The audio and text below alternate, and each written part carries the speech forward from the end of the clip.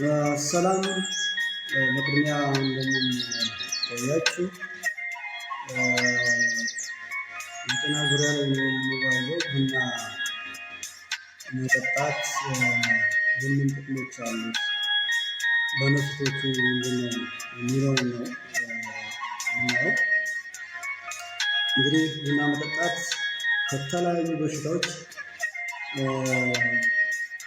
እንደሚከላከልልን እንግዲህ ጥናት የሚያሳየው የመጀመሪያው ከታይፕ 2 ዲያቤቲክ ዲዚዝ የሚከላከልልን ይሆናል። ከተለያዩ በሽታዎች እንደሚከላከል ማለት ነው። ያለና ከህርት ዲዚዝ ነው። ከልብ በሽታ ከልብ ይከላከላል። ከተወሰኑ ካንሰር በሽታዎች መጋለጥ ይከላከልልናል። ከዛ በተረፈ ኢነርጂ ከፍ የማድረግ ቡስት የማድረግ ኃይል አለው ማለት ነው። ሌላው የብሬን ፋንክሽን በደንብ ብሬን በስራው እንዲሰራልን በጥሩ ሙድ እንዲውል ያደርግልናል።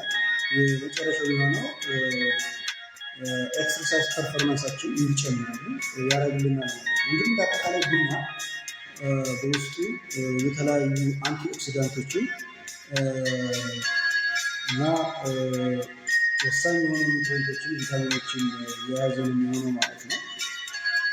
ሰው አይ ቲንክ እንግዲህ ቡና መጠጣት ለህይወታችን በጣም ወሳኝ ነገር ነው ማለት ነው።